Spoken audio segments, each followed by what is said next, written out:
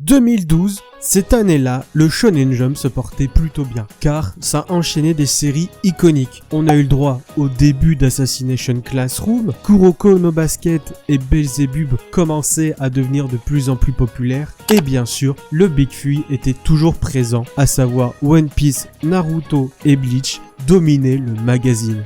Au milieu de cette avalanche de bangers, un petit ovni a débarqué avec un thème quasi inexistant dans le magazine, la cuisine. Ce manga, c'est Food Wars, un shonen complètement barré qui a su imposer son style, trouver rapidement son public et tenir le coup pendant 36 tomes et 5 saisons d'animé. Un sacré parcours pour une œuvre sortie de nulle part.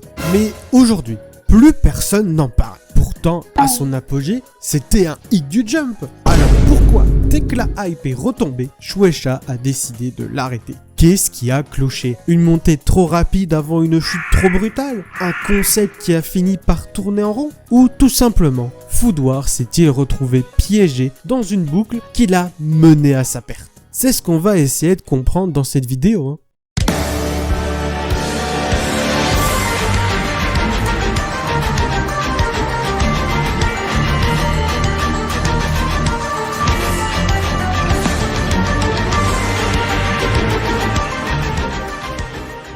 Food Wars nous plonge dans l'histoire de Soma Yukihira, un mec chill qui passe ses journées à cuisiner avec un seul objectif en tête, dépasser son daron. Mais alors qu'il termine le collège, son père décide de fermer le resto familial pour bosser comme chef privé aux quatre coins du monde. Et histoire de bien challenger son fils, il envoie Soma dans une école de cuisine ultra élitiste où seuls les meilleurs survivent. Derrière Food Wars, on retrouve Yuto Tsukuda au scénario et Shun Saiki au dessin. À la base, ces deux-là n'étaient même pas censés travailler ensemble. C'est leur éditeur qui les a mis en contact parce que l'un ne savait pas dessiner et l'autre galérait à faire une histoire solide. Avant même de commencer à écrire, ils se sont renseignés à fond sur la cuisine, histoire de pas raconter n'importe quoi. Parce que à la base, ces deux-là, c'est des purs amateurs. Mais pour éviter les erreurs et donner du réalisme au plat du manga, ils ont fait appel à Yuki Morisaki, une chef cuisinière et aussi mannequin. Son rôle, vérifier que tout soit crédible, proposer des recettes inspirées du manga et s'assurer qu'on puisse nous aussi recréer ces plats chez nous. Une vraie garantie du contrôle qualité culinaire de l'œuvre en fait. Food Wars, ce n'est pas juste un shonen classique où le héros progresse et affronte des défis de plus en plus durs. Oui, Soma doit se surpasser comme tout bon héros de shonen.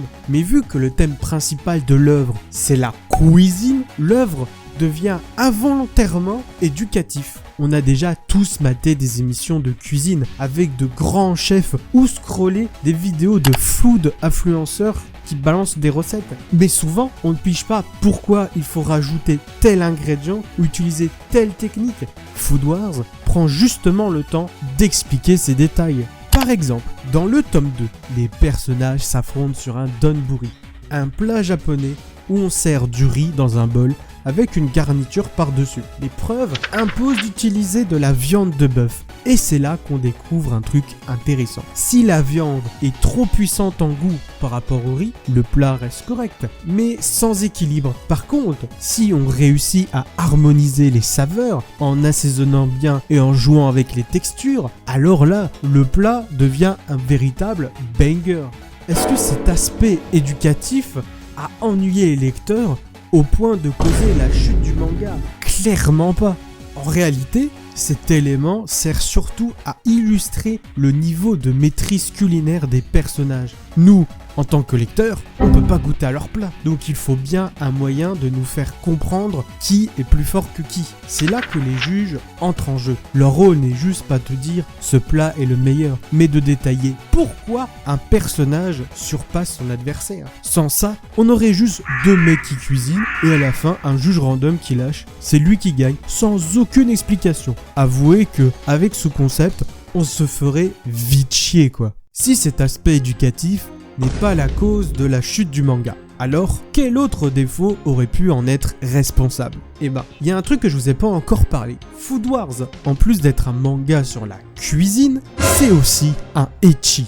L'une des raisons pour lesquelles l'œuvre a marqué les esprits, c'est son fanservice complètement fou. Quand un personnage mange un plat incroyablement bon, il se peut que, littéralement, ses vêtements se déchirent et se retrouvent à poil dans une sorte d'extase culinaire. C'est vraiment n'importe quoi, mais ça fait partie du délire. Genre, ils mangent une viande ultra tendre qu'ils s'imaginent que du miel coule sur leur visage.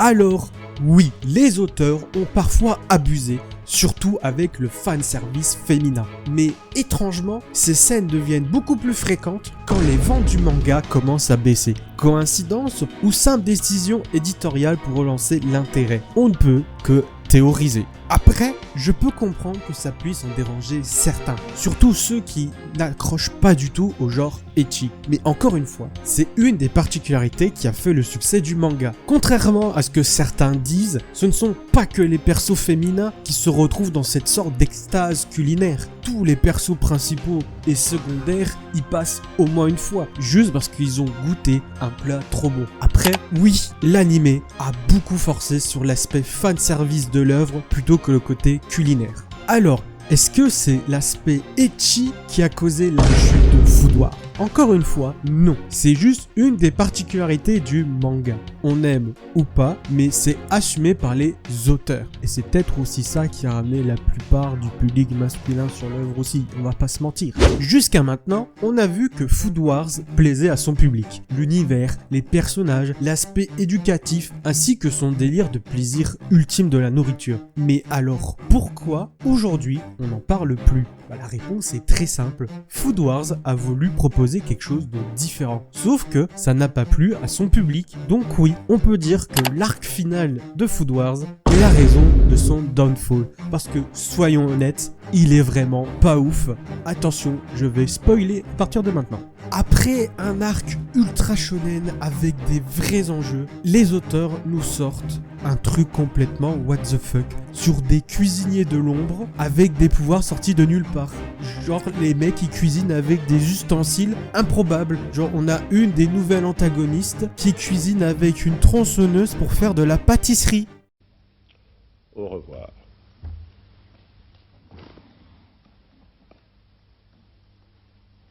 Et ça, c'est du pipi de chat à côté de la fin, qui est le duel final, censé être le climax de l'histoire, où on a Soma qui s'affronte en duel avec Erina pour savoir c'est qui le meilleur. Et ben, on ne verra jamais ce duel, car le manga se termine en plein milieu de ce duel, et après, on a un épilogue qui nous raconte le résultat, ainsi que la happy end des personnages, enfin presque, vu que le scénariste n'a même pas réussi à conclure la romance des persos principaux. Oui, j'ai le somme de cette fin sur un manga que j'adore. Et vous savez le pire, c'est que l'anime, eh ben, il est fait par JC Staff. Donc, un studio qui est en rush permanent et ils n'ont pas du tout corrigé la fin. La fin est restée la même pour l'anime. Donc, imaginez les fans qui ont lu le manga et regardé l'anime, ils ont eu cette fin merdique 2 fois. Logiquement, je pourrais arrêter ma vidéo là. Mais si je vous disais que cette fin pourrie est juste la conséquence d'une boucle. Réfléchissez un peu sur comment se déroule l'histoire de Food Wars. Vous trouvez pas qu'il y a un schéma qui s'est beaucoup répété dans l'œuvre?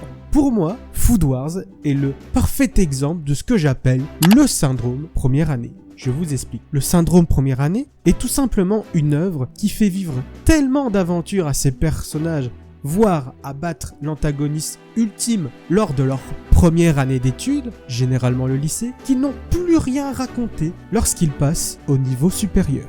Et Food Wars en est le parfait exemple. En plus du format de tournoi de cuisine qui se répète beaucoup dans l'œuvre, le fait que les personnages principaux qui sont en seconde commencent à affronter les élèves les plus puissants de l'académie qui sont en terminale et qu'ils réussissent à gagner, c'est là qu'ils commencent à avoir un problème. En fait, Food Wars s'est retrouvé coincé dans une boucle infernale, celle du toujours plus. À force d'opposer ces personnages à des adversaires de plus en plus forts, l'œuvre a fini par atteindre un climax qui ressemblait à une bataille finale. Et une fois qu'on a atteint ce niveau, c'est compliqué d'aller encore plus haut. En réalité, si on voulait une bonne fin à Food Wars, le manga aurait dû s'arrêter au moment où Soma et Erina battent ensemble le père d'Erina qui voulait imposer sa vision élitiste de la cuisine. Sauf qu'à ce moment-là, c'était aussi le pic de popularité du manga. Et évidemment, l'éditeur n'allait pas arrêter l'œuvre qui lui rapporte beaucoup d'argent maintenant. Après, je ne dis pas que cette boucle est une mauvaise chose. Le fait de faire affronter ces personnages à des adversaires de plus en plus forts est surtout un bon moyen pour débuter une histoire. Elle permet d'attirer un public et de créer une montée en puissance. Mais elle devient un piège quand l'histoire se repose uniquement dessus. Un bon exemple de manga qui a su s'en sortir malgré cette boucle du toujours plus, c'est My Hero Academia. L'auteur a utilisé cette mécanique jusqu'à peu près au milieu de l'histoire et il a réussi à trouver un moyen d'étaler son histoire sur les différentes années d'études avant de complètement casser tous les concepts qu'il avait mis en place pour être plus libre créativement. C'est donc possible d'éviter le syndrome première année, mais tous les auteurs n'y arrivent pas. Et il faut dire aussi que le rythme de publication du Jump est une machine infernale. Imaginez devoir sortir un chapitre de 20 pages chaque semaine, sans interruption, et en même temps réfléchir à une histoire à long terme dans ces conditions, c'est presque un miracle. Food Wars a-t-il été victime de la boucle du toujours plus ou celle du système éditorial japonais qui pousse à créer des histoires efficaces au début mais intenables sur le long terme? Répondre à cette question, c'est compliqué et honnêtement, je sais pas. Mais si on met de côté tout ce qui est extérieur, la popularité du manga, les conditions de travail des auteurs et l'argent, et qu'on se concentre uniquement sur l'histoire, alors oui, Food Wars s'est bel et bien retrouvé piégé dans la boucle du toujours plus. Le problème, c'est que à force d'aller toujours plus loin, il y a un moment où le public, il adhère plus. Et le plus d'après ne convainc pas, la hype retombe et au final, l'œuvre se termine sur une note amère. C'est exactement ce qui s'est passé ici. Beaucoup de fans ont fini par détester l'œuvre à cause de la fin.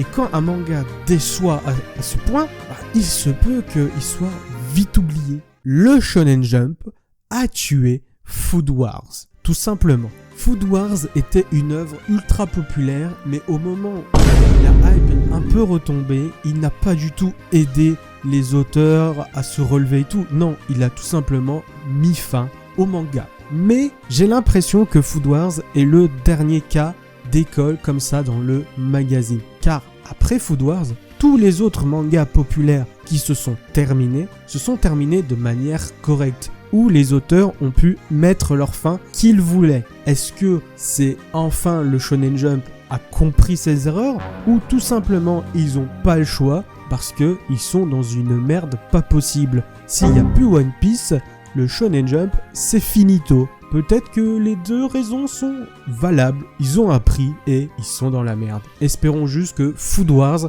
restera le dernier cas de manga populaire qui s'est terminé d'une manière dramatique.